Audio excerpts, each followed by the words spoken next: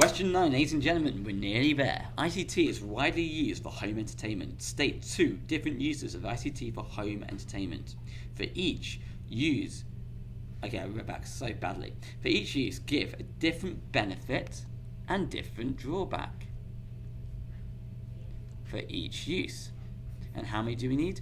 2. Look, they've got it in bold for you. How nice are they? So let's have a look at the mark scheme. Okay, so we've got the uses down the side. So if you mention mobile phones, boom. Music downloads, boom. Social networking, webcam, gaming, interactive TV or 3D TV, and digital photography, and video streaming. Now let's look at each one really quickly. So, for mobile phones, benefits: communicating on the go, staying in touch is easy. Disadvantages: it can be intrusive in certain situations, it can be expensive, you can lose your signal or have no signal, and you're a target for burglaries if you're walking around with a mobile phone. Not really in this day and age, but never mind. Music downloads. Fast download speeds can mean music is received almost instantly. You can select whichever tracks you want. So instead of having to buy a whole album, you can actually buy individual tracks. You can access it 24/7. You can read online reviews before purchasing, which you can sort of do in the shop anywhere.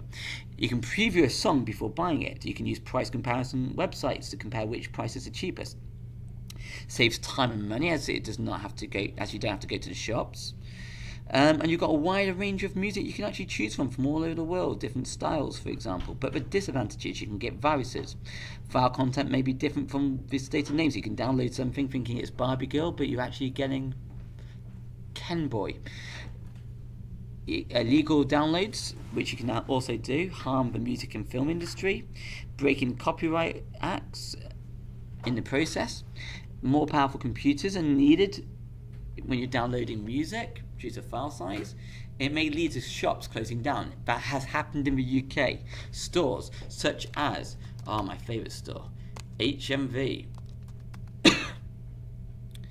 is closed down because of online downloads. Virgin Media store. So Virgin, if you've heard of Virgin. Okay, not media, sorry, Virgin. What do we call themselves? Video store? There we go. So Virgin Superstores and Megastores closed down. Why? Because of people downloading music. Because who wants to go to a shop anymore? Security issues such as people hacking you or phishing for your details. You don't get any marks for mentioning hardware problems, which kind of sucks. Social networking. You can keep in touch with friends all over the world. You can literally meet large groups of people who've got similar interests of you. You can, which is also this one as well. You can actually create your own groups where you can get in contact with masses of people at once. You can vote on products and services. You can share your opinion with other people. You can see other people's opinion on products and services. It can help you save money on phone calls because you can chat with other people. Disadvantages: you've got pedophiles, stalkers, groomers. People share too much information online. There's a lack of privacy. There's cyberbullying. There's addiction to online content. There is inappropriate material, radicalization, and internet trolls. Now, internet trolls are people who just purposely go online and make fun of other people. Not nice. Webcam. You can see who you're talking to. You can talk to relatives abroad. Like, I'm in Cayman right now and I can talk to my little nephew back in the UK. You can see each other. It reduces isolation because of this. It means that I don't feel lonely anymore because I can use my webcam. Improves gaming experiences, in which games which immerse players in an environment.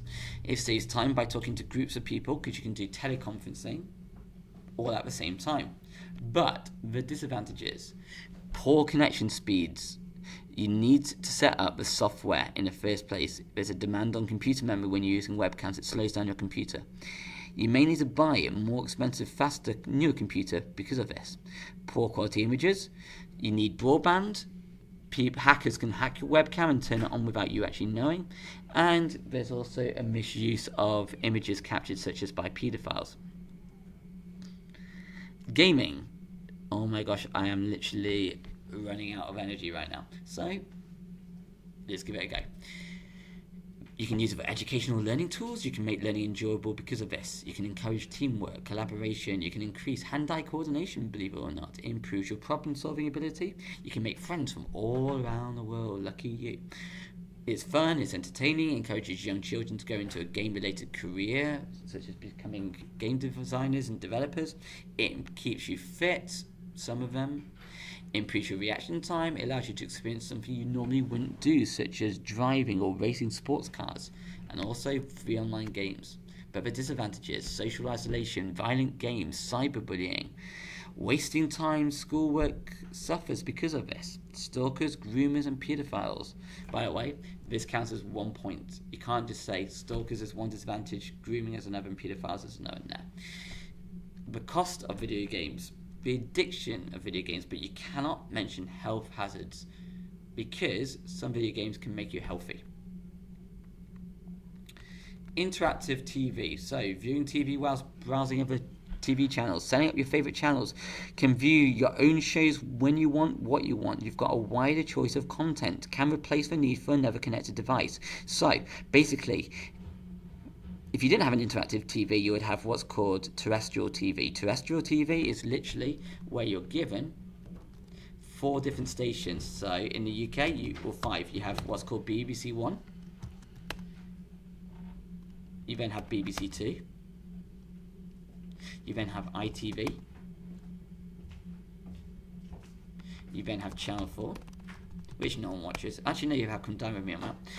And you have Channel 5. These are the only 5 stations, if you did not have interactive TV, you could watch. And here's the bad thing about it. You have to watch what's being played. You can't pick and choose. So if you don't like anything on the 5 stations, tough. So interactive TV allows you to watch whatever shows you want when you want, unlike terrestrial TV. You've got a wider choice of content. But the setup cost is quite expensive. You have to pay monthly, so increasing subscription costs. You might have arguments in your family about what to vote for to watch, which is a stupid point. Don't ever put this. Lack of social interaction because you're sitting at home watching TV all the time. Interaction to signal. Slow broadband speed can make your TV lag, which terrestrial TV doesn't matter because you're not connected to the internet, so broadband, no issues. Now, digital photos. Photos can be edited.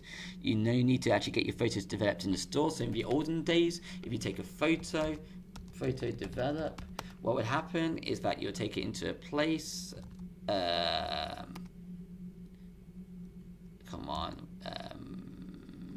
chemical